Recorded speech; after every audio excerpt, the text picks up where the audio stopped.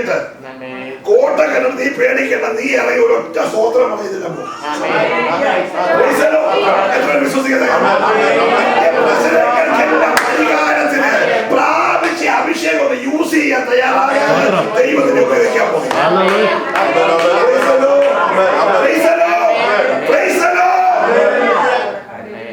ഞങ്ങള് ഫിലദൽഫിയയിൽ ഒന്നിച്ചൊരു മുറിയില്ല, ഒരു ഹോട്ടലിൽ റൂമിലാണ് താമസം.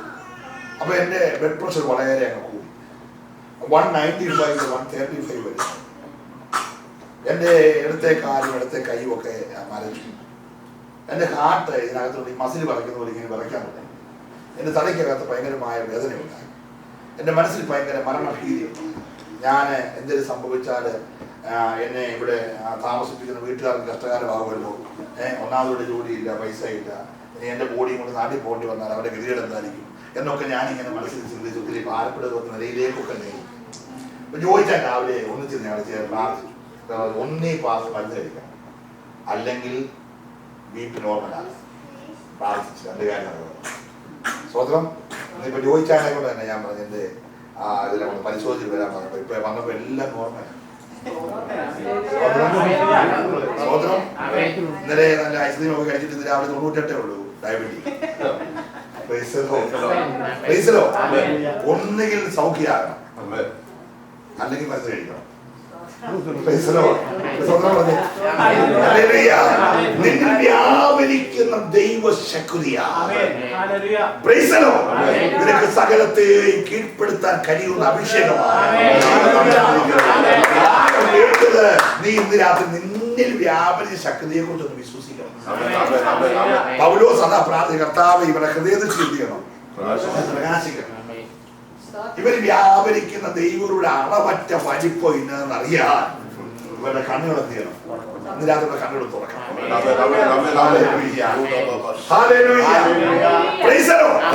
ഈ മോശ മരിക്കുമ്പോ, ഞാൻ ദൂതരപ്പം നിർത്താൻ പോവുക. മോശ മരിക്കുമ്പോ അവന്റെ കായബലം കുറഞ്ഞിരുന്നില്ല എന്ന് പരിശുദ്ധാത്മാവ് എഴുതിയേക്കും. സ്തോത്രം. മരിക്കുമ്പോ എത്ര വയസ്സാ? 120 വയസ്സുള്ള മോശയ്ക്ക് ഇറങ്ങിയ കാലത്തെ കായബലം എന്നേരം ഉണ്ട്. അപ്പൊ ഞാൻ ചോദിച്ചു, പിന്നെ ഞാൻ മരിച്ചേ? കുറെ കാലം കൂടെ പുള്ളി ശുശ്രൂഷയുടെ ആളല്ലായിരുന്നു? കുറെ കാലം കൂടെ പുള്ളി ജീവിക്കണ്ടായിരുന്നു? യാതൊരു ശരീരക്ഷീണവും ഇല്ലെങ്കിൽ ആ മനുഷ്യൻ കുറെ കാലം ജീവിക്കുന്നല്ലേ? നമുക്ക് 5 പുസ്തകമല്ല എഴുതിയുള്ളൂ, ഒരു 5-6 പുസ്തകം കൂടെ എഴുതത്തില്ല. മോശം ജീവിച്ചിരുന്നായിരുന്നേ. ഹലോ, പക്ഷെ കായബലം കുറഞ്ഞില്ലെങ്കിലും ശുശ്രൂഷ തീർന്ന തമ്പുരാൻ മാറ്റും. ആര് സ്വപ്നം പറഞ്ഞില്ല? നിനക്ക് ആരോഗ്യം ഉണ്ടതല്ല വിഷയം, ശുശ്രൂഷ തീർന്നോ? അങ്ങനെയാണ് പ്രാർത്ഥിച്ചു, കർത്താവ് ശുശ്രൂഷ തീർന്ന അവൻ 1 മിനിറ്റ് തന്നെ ഇവിടെ.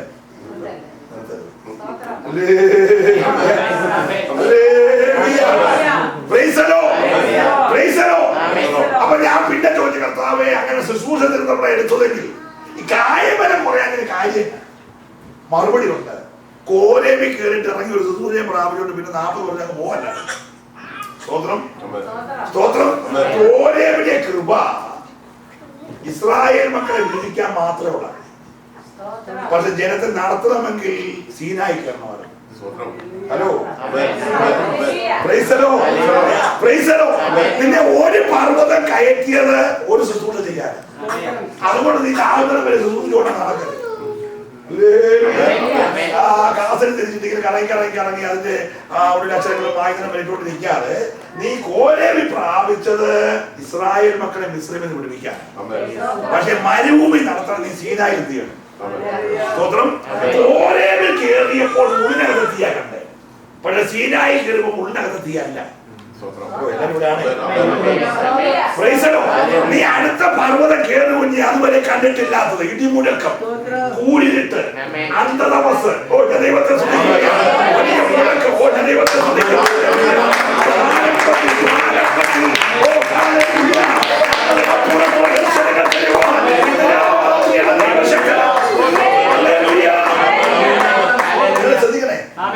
ഡയറക്റ്റ് ദൈവം എല്ലാം കൂടെ അവിടെ എത്തിയത്തില്ല, ഏൽപ്പിക്കത്തില്ല.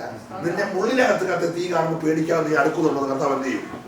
മുള്ളിനകത്ത് കത്തിയ തീയുടെ അഭിഷേകം നീ ഏറ്റെടുത്ത് ശുശ്രൂഷിക്കാൻ തയ്യാറാണെങ്കിലേ സീനായിലെ പർവ്വതം കുലുങ്ങുന്ന താഴ്വല്ല ജനം മുഴുവൻ പേടിച്ചു പോയി. മേളിൽ തുടങ്ങുക പറഞ്ഞേ, പർവ്വതം മുട്ടാട് പോലെ തുള്ളുന്നു, ഇടിമുടക്കം, കൂരിട്ട്, അന്ധതമസ്, പുക എന്ന് വേണ്ട എല്ലാം കൂടി വന്നപ്പോഴത്തേക്ക് ജനമെല്ലാം എന്ത് ചെയ്തു? പക്ഷെ ആ മോശം എന്ത് ചെയ്തില്ല? പറഞ്ഞേ, കാരണം മോശത്തിന് മുമ്പ് വേറെ നീ കണ്ടതാ. മനസ്സിലാകുന്നുണ്ടോ? അവൻ കോരേവിൽ തീ കണ്ട് പഠിച്ചവനാ, അതുകൊണ്ട് കർമ്മേൽ അവന് പേടിയില്ല. പർവ്വതങ്ങൾ മാറി മാറി കയറ്. ഇന്നലെ കയറിയ പർവ്വതത്തിലെ ശുശ്രൂഷ തീർന്നെങ്കിൽ സ്തോത്രം, അടുത്ത ശുശ്രൂഷയ്ക്കായി നീ പർവ്വതം കയറി. സീനായി കയറിയപ്പോ ദൈവം പറഞ്ഞു, കുഞ്ഞെ ഇനി ഇതുവരെയുള്ള പരിപാടി നിന്നിട്ട് എടുത്തു തുടങ്ങിക്കോളാം. മനസ്സിലാകുന്നുണ്ടോ? ഹല്ലേലൂയ. നീ ഇനി ഇവിടെ കണ്ട എല്ലാം കൂടെ അങ്ങോട്ട് എഴുതണം പണിയണം, എഴുതണം പണിയണം. പരിപാടി വേറെ ഏൽപ്പിക്കുക, ശുശ്രൂഷ വേറെ ഏൽപ്പിക്കുക. ഓ, ഞാൻ ദൈവത്തെ സ്തുതിക്കണം. നീ വിചാരിക്കുന്നതിന് അപ്പുറത്ത് ചില കാര്യങ്ങൾ ദൈവത്തിന് ഏൽപ്പിക്കാൻ ആഗ്രഹിക്കുക. പക്ഷെ നിനക്ക് അല്പം ഒരു പർവ്വതം കയറി വരാൻ പറ്റുമോ? ഉപവാസത്തിന്റെ പർവ്വതം, പ്രാർത്ഥനയുടെ പർവ്വതം, കണ്ണുനീരിന്റെ പർവ്വതം, കത്തലയുടെ പർവ്വതം. നീ ദൈവത്തിലേക്ക് വാ. ഇതുവരെ ഏൽപ്പിക്കാത്ത ചിലത്, ഇതുവരെ പകരാത്ത ചിലത്, ഇതുവരെ പ്രാപിക്കാത്ത ചിലത് നിന്റെ മക്കളെ ഏൽപ്പിക്കുവാൻ ദൈവത്തിന് ആഗ്രഹമുണ്ട്. ഒരു നിമിഷം എല്ലാവരും ഏൽപ്പിച്ചു കൊടുക്കട്ടെ. ഉപയോഗിച്ച ദൈവമേ, ഇസ്രായേലിന്റെ മുമ്പിൽ ചെങ്കടൽ വിഭജിച്ച ദൈവമേ, വാഗ്ദത്തങ്ങളെ ഓർത്ത് നിലത്തെ വിളിച്ച കർത്താവേ, ഇന്ന് രാത്രി ഒരു പോഷനെ പോലെ അടുത്തു വരികയാണ്. ആരാധനയ്ക്ക് മുട്ടുമടക്കിയ ദൈവമൈതലേ, നിന്റെ ബുദ്ധിയുടെ പ്രമാണമൊക്കെ അല്പനിമിഷം മാറ്റിവെച്ച്